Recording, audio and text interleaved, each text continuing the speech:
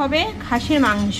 এই যে খাসির মাংসটা আমি ধুয়ে পরিষ্কার করে রেখে দিয়েছি। এখানে আলুটা কেটে নিয়েছি, এখানে মশলাটাও করে নিয়েছি, মানে কেটে নিয়েছি, এখনও বানাইনি মশলাটা। এইবার মশলাটা বানাবো। প্রথমে কড়াইতে এই যে তেল দিয়ে দিয়েছি, এবার আলুগুলো দিয়ে দেব। আমি একটু লবণ আগেই দিয়ে দিয়েছিলাম তেলের মধ্যে, এবার একটু হলুদ দিয়ে দিলাম। চলো আলুটা ভাজতে থাকবে। এবার আমি মশলাটা করে নিয়ে আসি। এই যে আমার আলুটা ভাজা হয়ে গেছে, এবার তুলে নেব। এই যে আমার তেলটা এখানে গরম হয়ে গেছে, আর ফোড়নে দেব এলাচ, দারচিনি, লবঙ্গ আর গোটা জিরে, একটু গোলমরিচ, একটা শুকনো লঙ্কাও দিয়ে দিয়েছি। এবার আমি পেঁয়াজটা দিয়ে দেবো। এবার পেঁয়াজটা একটু লাল লাল করে ভেজে নেব প্রথমে। চলো পেঁয়াজটা ভাজা হোক, এদিকে মাংসের ম্যারিনেটটা করে নিই। প্রথমে আমি মশলাটা দিয়ে দেবো। আদা বাটা, জিরে বাটা, শুকনো লঙ্কা, কাঁচা লঙ্কা, রসুন, সব কিছু, একটা টমেটো, সব কিছু একসঙ্গে আমি পেস্ট করে নিয়েছি। তারপরে এর মধ্যে একটু লবণ আর হলুদ দিয়ে দেব। তারপরে একটু তেল দিয়ে দেবো, সর্ষের তেল। এইবার সব কিছু একসঙ্গে মাখিয়ে নেব। আমি হাত দিয়ে মাখাবো না।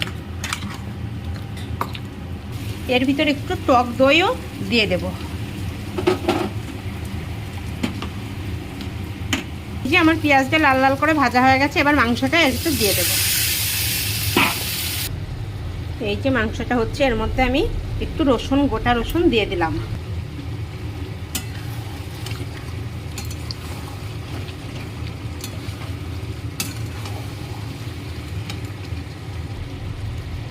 এই যে মাংসটা কষানো হচ্ছে, যে হালকা হালকা চারি সাইড দিয়ে তেলটাও ছেড়ে দিচ্ছে, আর কষাটা হয়েই আসলো, আর একটু কষালেই হয়ে যাবে। দেখুন কি সুন্দর চারি সাইড দিয়ে তেলটা ছেড়ে দিচ্ছে। এই দেখুন আমার মাংসটা প্রায় কষানো হয়ে গেছে, আর একটু কষালেই হয়ে যাবে।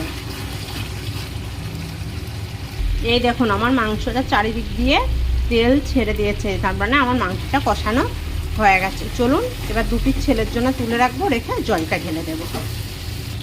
এই যে এখানে ছেলের জন্য তুলে রেখে দিলাম, আর এর ভিতরে আলুটাও দিয়ে দেব। এই যে আমি মাংসের জলও ঢেলে দিয়েছি, আবার চারিদিক দিয়ে ফুটতেও শুরু করে দিয়েছে। চলুন তাহলে মাংসটা ফুটুক, আবার আসছি। এই দেখুন আমার মাংসটা ফুটে গেছে, একটু ফুটবে, তারপরে নামাবো। কালারটা কিন্তু সুন্দর এসছে। আর আমি কাঁচা লঙ্কায় মাংসটা রান্না করি, কাঁচা দিয়ে একটুখানি পাকা লঙ্কা দিয়েছি। কাঁচার মধ্যে দুটো পাকা লঙ্কা ছিল, সেইটুকু দিয়ে আমি মাংসটা